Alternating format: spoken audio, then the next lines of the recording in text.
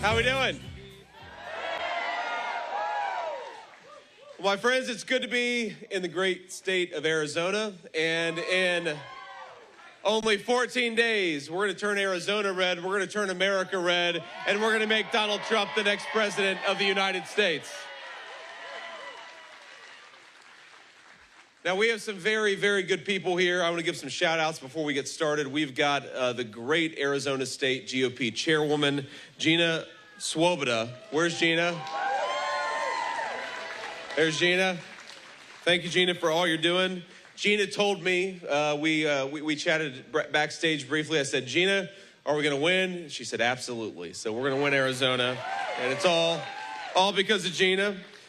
We have got Congresswoman Debbie Lesko. We're in Debbie's district right now. Debbie, thank you for having us back. Now, Debbie's coming back home to Arizona full-time. She's abandoning us in Washington, D.C., but we're going to get the great GOP Congressman Abe Hamada to replace her. Where's Abe at? Thank you, Abe. We've got Peoria Mayor Jason Beck. Where's Jason at? Jason, thank you. And of course, Jason is also the co-founder of this incredible business where we make very, very good products for the United States of America. Jason, thank you so much.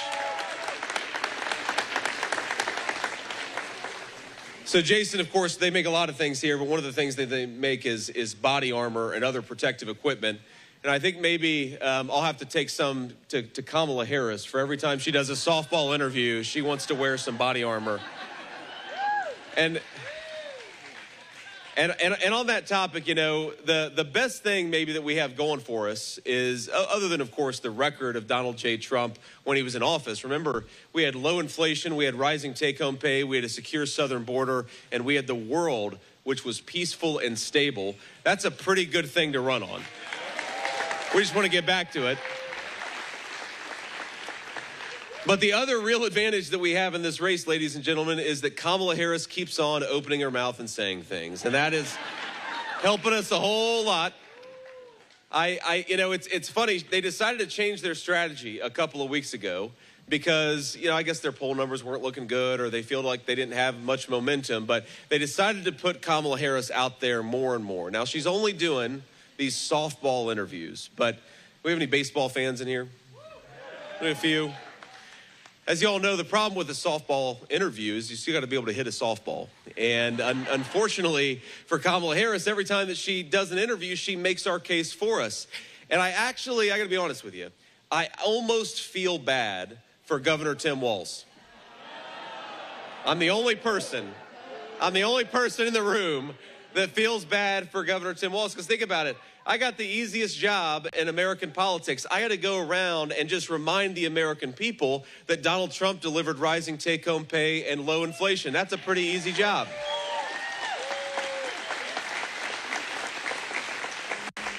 Governor Walz has to go around and somehow convince the American people that Kamala Harris is going to solve the very problem she's been creating over the last 3.5 years. That is tough.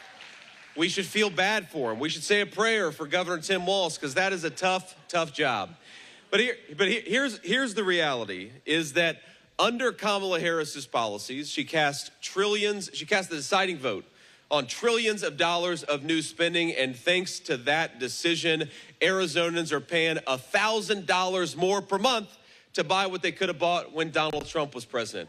That's over $12,000 a year. Thanks to Kamala Harris's policies, Arizona is dealing with one of the worst housing crises we've ever seen in this state, and we see it all across the United States of America. And thanks to Kamala Harris's policies, Arizona is maybe feeling it the worst. The wide open border, the drugs, the crime, and the sex trafficking, it's because of Kamala Harris. So when she stands before the American people and says, on day one, we're going to tackle the affordability crisis, or on day one, we're going to secure that southern border, our response to Kamala Harris needs to be, day one was 1,400 days ago. Kamala, what the hell have you been doing the whole time? Go do your job.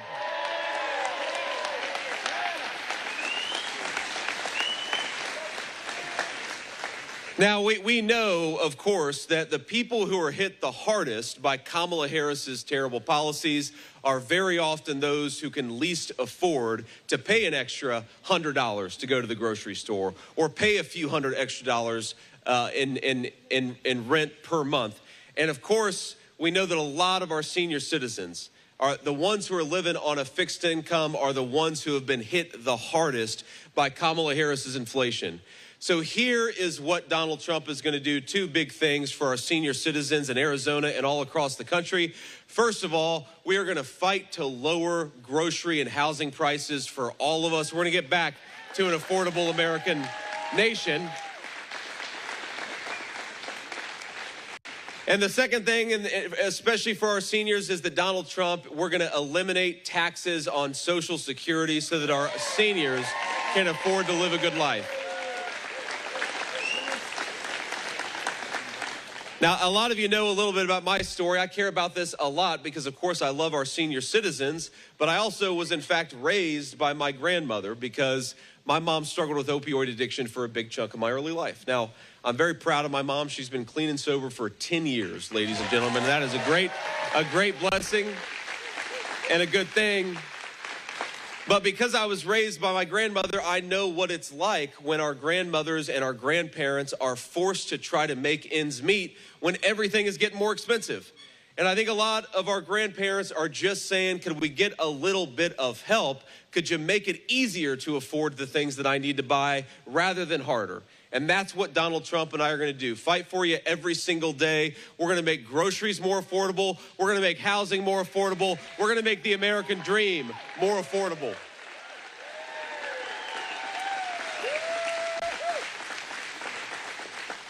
And really, my friends, it's actually pretty simple because here's what's happened under the leadership of Kamala Harris. It's always useful to sort of compare and contrast because, you know, I feel bad sometimes for anybody who's listening to Kamala Harris's interviews because there's no specifics, right? I mean, you ask, even with these softball interviews, they'll say, well, what is your specific plan to lower the price of groceries and housing? And Kamala Harris will say, well, I grew up in a middle-class family.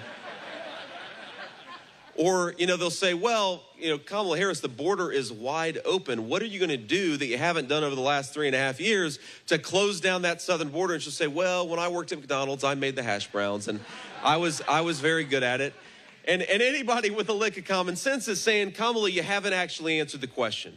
So let me try to talk a little bit about the specifics and the details and the difference between a President Donald Trump and a President Kamala Harris. As much as that is a nightmare, we don't want that, but let's just talk about it. All right, so Kamala Harris's economic plan is to wage war on American energy, drive up the cost of oil, drive up the cost of natural gas, and drive up the cost of everything that requires low energy costs, which is everything that we buy, from the homes that we buy to the food that gets delivered to the grocery store. You know, Donald Trump's plan to bring down energy prices is very simple. It's drill, baby, drill. We got plenty of oil and gas in our own country. Let's get it out of the ground. Kamala Harris is going around the country bragging. I've never seen a politician bragging about raising taxes on American citizens and then rewarding companies that ship American jobs overseas, and I think that gets it exactly backwards. Donald Trump is going to lower your taxes, and we're going to punish the companies that are shipping American jobs overseas. We want to build more right here in the United States of America. You know, Kamala Harris wants to open. They came into office. They came into office bragging that they were going to undo all of Donald Trump's border policies, and then that is exactly what they did. So Kamala Harris wants to open the border and roll out the red carpet for illegal immigration in this country. Donald Trump's plan is simple: build the wall and send people who came here illegally back home. We got to focus on our own citizens.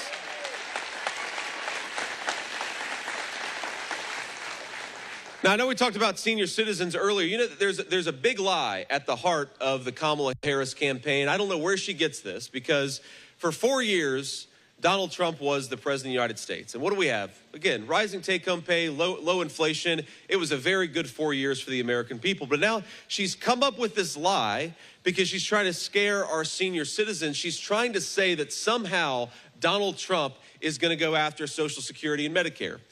Well, you know what Donald Trump's plan is to protect Social Security and Medicare? Make sure that those benefits go to the people who paid for them and not illegal aliens.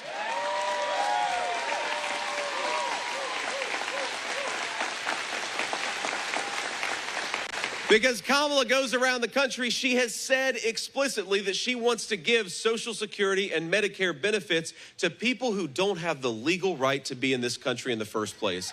And that would bankrupt our country faster than anything, is giving these benefits to people who don't deserve to be in the United States in the first place.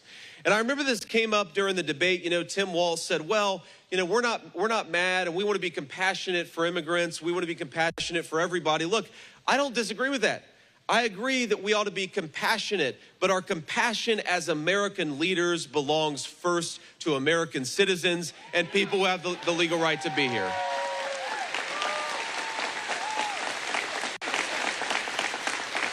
And my friends, there is nothing compassionate about bankrupting our country by giving benefits to people, rewarding people for breaking our laws to enter the country in the first place.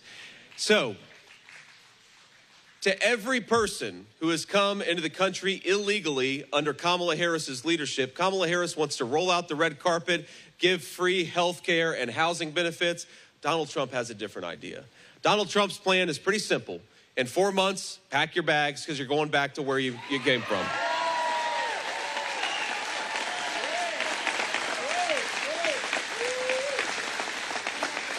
Now, here's the problem, and here's what the media never talks about when it comes to illegal immigration. They talk about compassion, and of course, we want to be compassionate to everybody, but you know one way you're not compassionate is when you encourage Mexican drug cartels to engage in sex trafficking, many times of literal children. It is not compassionate to open the border and allow the Mexican drug cartels to get rich by selling poison to our citizens. It is not compassionate to allow the Mexican drug cartels to sex traffic children into the United States of America, and it is not compassionate to allow hundreds of thousands of American citizens to die of fentanyl overdoses. Our message to Kamala Harris is yes, we are a compassionate people, which is why we want to secure the damn border, and the only way we're going to do it is if we elect Donald J. Trump.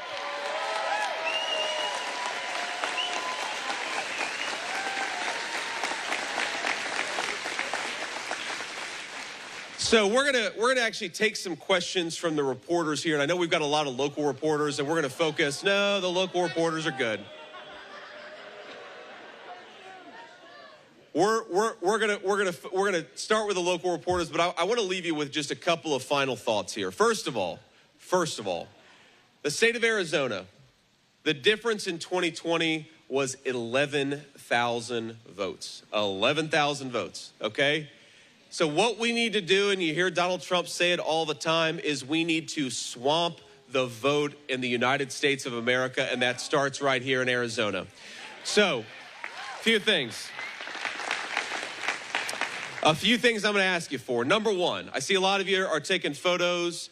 By all means, you know, pull out your phones, take a photo, take a selfie of yourself or your friends and your family here at this event. Just do it very slowly. The Secret Service gets very nervous when I tell people to, you know, pull your phones out of your pocket, but post on social media, send a text message, send an email, let people know why you were here, but most importantly, let people know why you want Donald J. Trump to be the next president of the United States of America.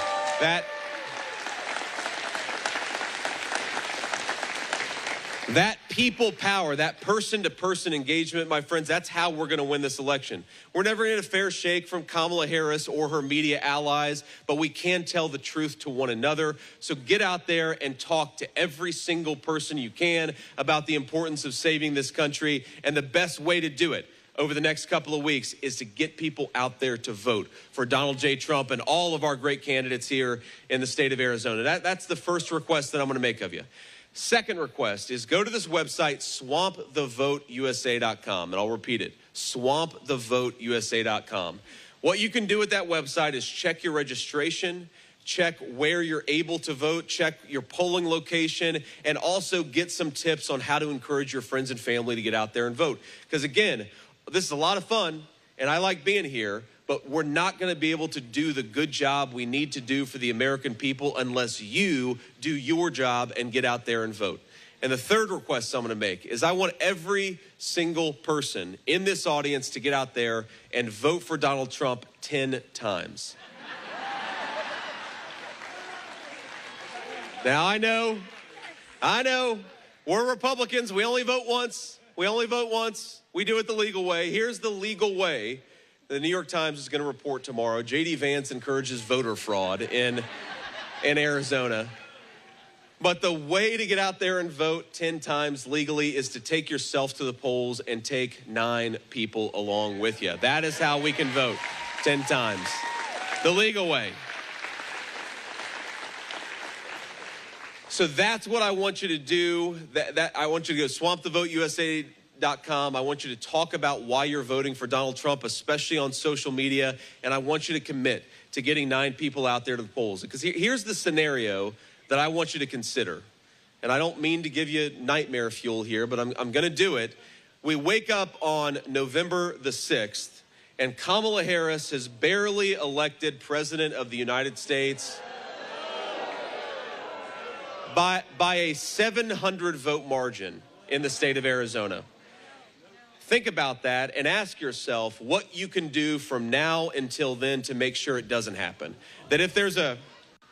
Kamala Harris put that sign up, ladies and gentlemen. I'm telling you, she did. She's already trying to steal the 2024 election right here in this beautiful facility. But look, we get out there and we got to make sure that if this election is as tight as it could be, that we're the ones who are on the winning side and not them. And the only way to do it is to work our rear ends off for the next 2 weeks. God bless you all. Thank you. We'll take some questions from the press, but I appreciate y'all and I appreciate your hard work on our behalf. God bless you.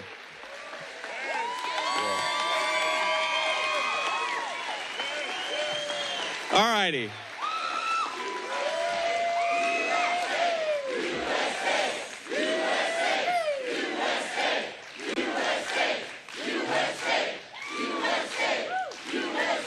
Thank you, thank you. The fun is not over yet. We'll take some questions from the reporters before we hit the road.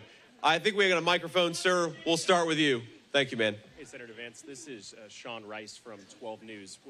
When these folks... Could we turn the mic up a little bit? Can you hear me now?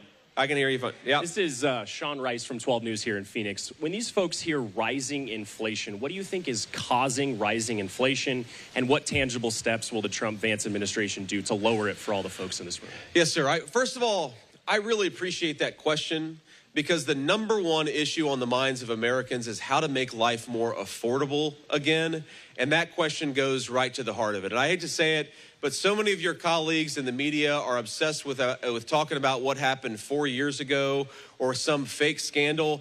The job of the media is to educate the American people on the issues that matter most by asking good questions. So I appreciate asking about an issue the American people talk about. So here's the big thing, okay?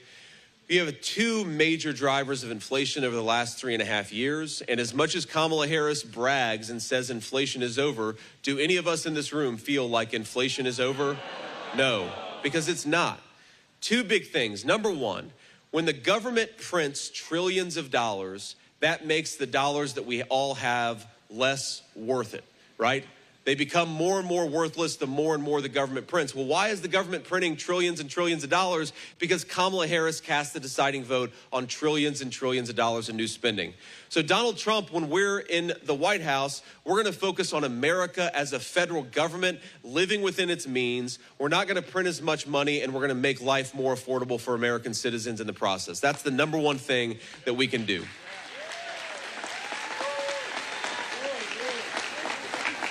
But here's the second thing, right? And I think a lot of people don't realize that the cost of energy is an important part of the cost of everything. Think about it. If the truck driver who's delivering the groceries to the grocery store is paying 45% more for diesel, and he is under Kamala Harris's leadership, then we're all paying more for groceries. If the guy delivering the lumber to the job site is paying 50% more for gasoline, then we're all paying more for housing. So if we want to lower prices for American citizens, we have got to unleash the American energy economy. We got to be energy dominant. That's the best way to lower prices for all of us.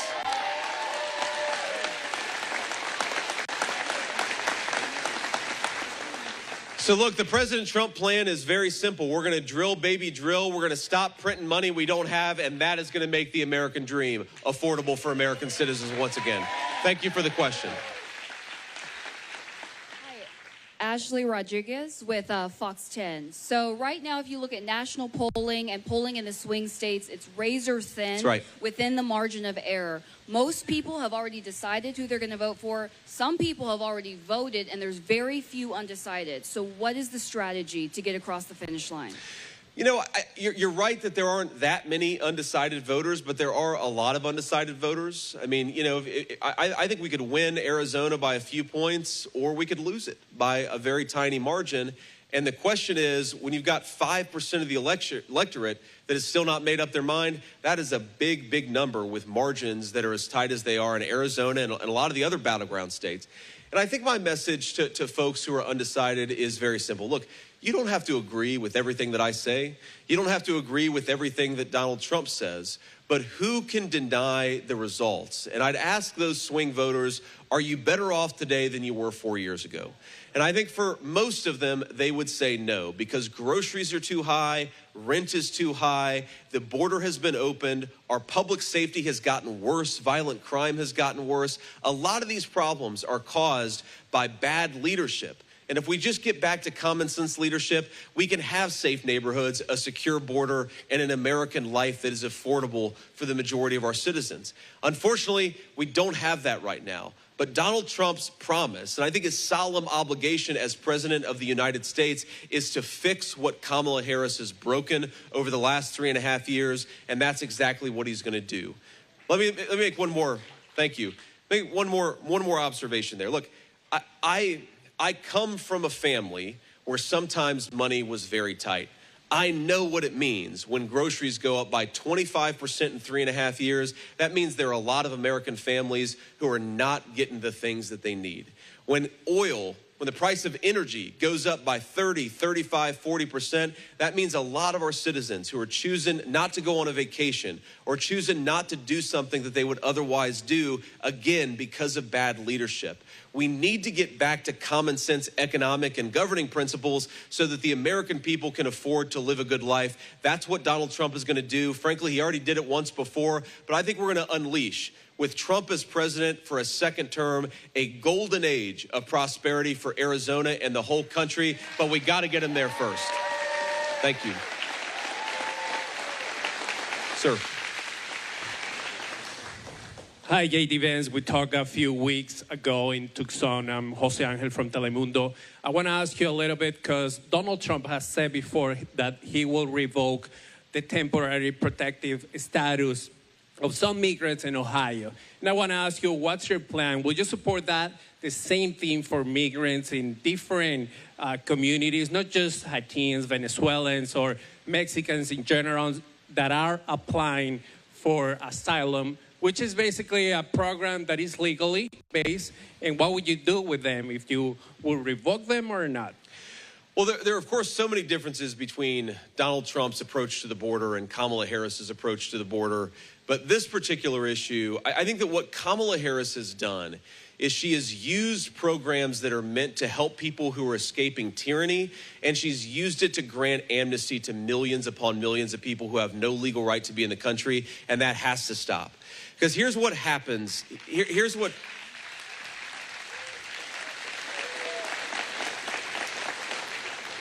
So here's what happens when Kamala Harris grants millions upon millions of people legal status. Well, number one, they're entitled to housing benefits. So one, that's unfair to American taxpayers, but that also means a lot of American citizens are getting kicked out of their homes because they can't compete with the government subsidized rent that a lot of illegal immigrants are getting. When you do this, I mean, in Arizona schools right now, we have got thousands upon thousands of children who can't even speak the local language in Arizona. Sometimes they don't even speak Spanish, of course, because we've got illegal immigrants coming from all over. What does that do to the education of American children when their teachers aren't teaching them, but they're focused on kids who don't have the legal right to be here? And again, nothing against the children, but we can't have a border policy that ruins the quality of American education. That is not compassionate to the American children that I have a responsibility to.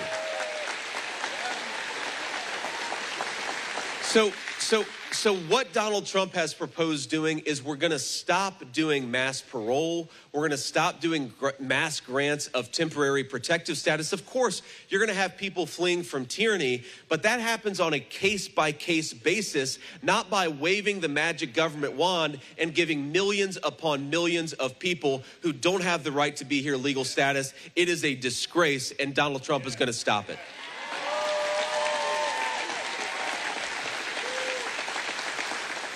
Hi, Senator Vance. Rachel Louise Just with ABC 15 Arizona. Your campaign has been working particularly hard this election season to win over the votes of Native voters here in Arizona.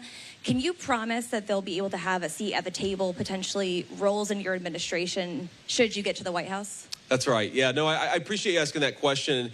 We really have done. We've tried to reach out to a lot of tribal Americans, a lot of Native Americans, and I've actually had some very good conversations with some of the tribal leadership all across our country. And I think, you know, the reason why you have, I think, Native Americans coming around to Donald Trump's candidacy, and a lot of these folks haven't voted Republican maybe in their entire lives, certainly not in many, many years, is they recognize that a wide open southern border and unaffordable groceries and rent, it hits our Native communities as hard as it hits anybody else, and we've got to stop it.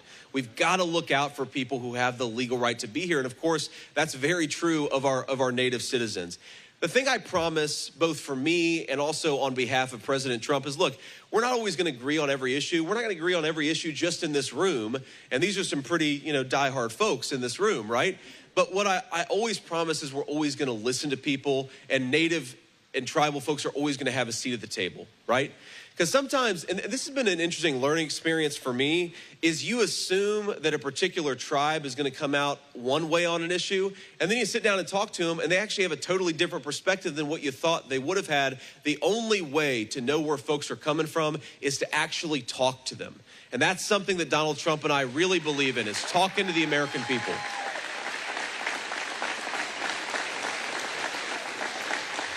You know, one final thing on this, it's not related to the Native issue in particular, but one of the things that I think really separates Donald Trump's approach to leadership and Kamala Harris's approach to leadership is Donald Trump believes in persuading your fellow citizens and not trying to censor them. And I think it's a really...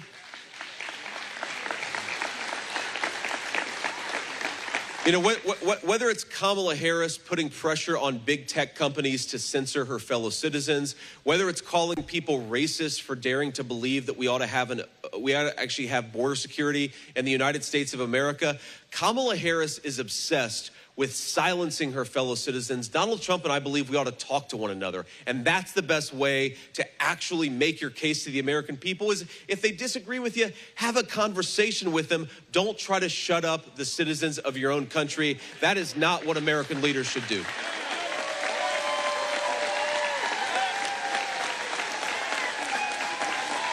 Let's do two more questions, then we're gonna have to hit the road. Sir. Hi, Senator Vance. Wayne Shutsky with KJZZ News.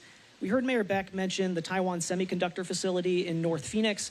That facility, along with many others in Arizona, are recipients of CHIPS Act funding, which former President Trump has criticized on occasion. So my question is, if elected, what would the Trump-Vance administration, how would it handle administering CHIPS Act funding moving forward? Yeah, so I just want to be clear here that President Trump, more than any political leader of my lifetime, believes in bringing American manufacturing back to the United States of America, and that includes semiconductors. And one of the things that President Trump makes this point all the time is that part of the leverage that communist China has over us is that they control the market for semiconductors, for computer chips, which computer chips are in everything, right? They're not just in our phones, they're in our cars, they're in our laptops, they're in our refrigerators.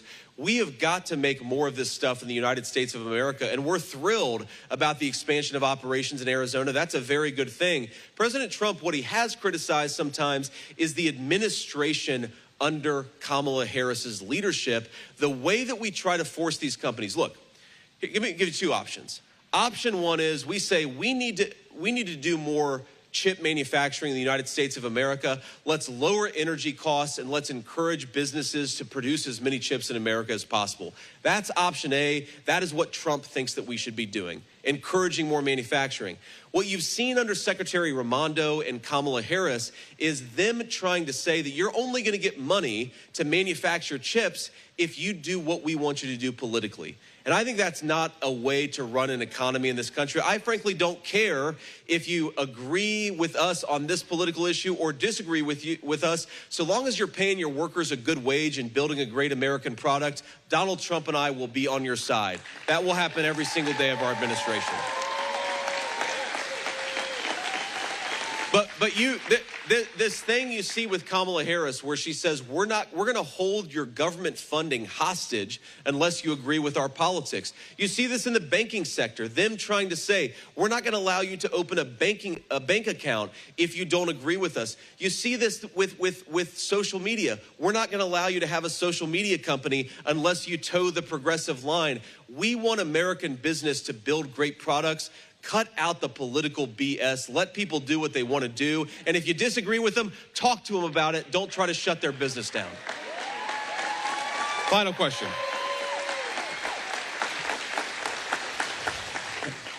Dennis Welch with CBS 5 and 3 TV. Simple question. We're 2 weeks away from... Got a lot of fans here, as you can hear. Just one. I just heard one. Yeah. That's okay. Go ahead, Dennis. Yeah, we'll end with this question. The election is 2 weeks from today. I'm not going to be asking you about 4 years ago, but from what you've seen, from what you've learned, are you confident in the Arizona election system, and are you going to accept the results moving forward? Well, look, I think that we're in a better place than we were in 2020. And I think that what we're going to keep on working on over the next couple of weeks, I mean, you saw this even in 2022, where some of the voting machines in Maricopa went down on election day. Now, whether you think that was just incompetence or something else, it's not okay. We want every legal ballot to be cast and to be counted in the United States of America. So we're going to keep on fighting for election integrity. But look, Dennis, sitting here today, are we going to get this perfect? Of course we're not going to get it perfect, but we're doing a hell of a lot better in 2024 than we were in 2020. So the best message that I can give is to get out there and vote through whatever method makes the most sense. And look, I'm one of these guys, I don't love election season. I like election day. But as President Trump said, it is what it is. And if we're going to have early voting and mail-in voting and election day voting, then we need to take advantage of every opportunity we have to vote. Get out there and make your voices heard. And yes, I think we're going to have a good election in Arizona in 2024.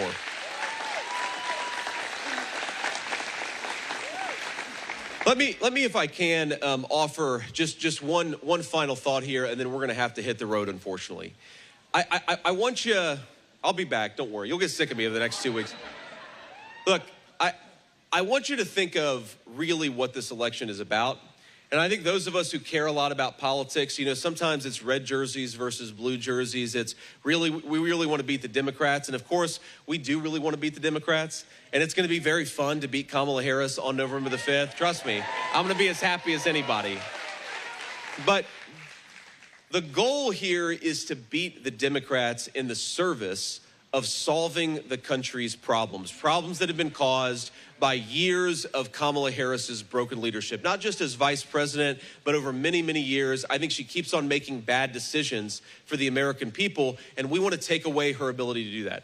We want to get to a point where Kamala Harris's bad decisions is something she can deal with, not that 330 million of our fellow citizens have to deal with, right? That's what the election is all about.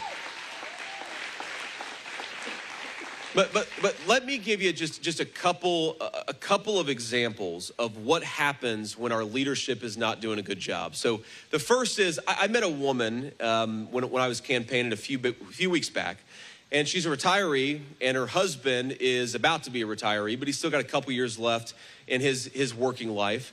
And they're raising their grandchildren. Their grandparents who are raising their grandchildren because their daughter died of a fentanyl overdose. And they were telling me about a ritual, and these are the family rituals that make life worth living, that for 40 years, in good times and bad, they would do steak night on Friday night. And that was their thing. And I'm not talking about going to a fancy steakhouse. I'm talking about going to a grocery store and buying a nice steak and grilling it out, and they did it every Friday. They stopped doing it about a year ago because under Kamala Harris's rising grocery prices, they just can't afford anymore with their grandkids that they're raising. They couldn't afford to do steak night anymore. And think about what it means for a family to sacrifice a little ritual like that after 40 years of doing it, and then to be deprived of that thing. These are the things that actually make our life worth living. And one of the things that we're trying to do is build an economy that is prosperous enough where if you work hard and play by the rules, you can enjoy to have steak night on a Friday night. That's what we want for every single one of our citizens.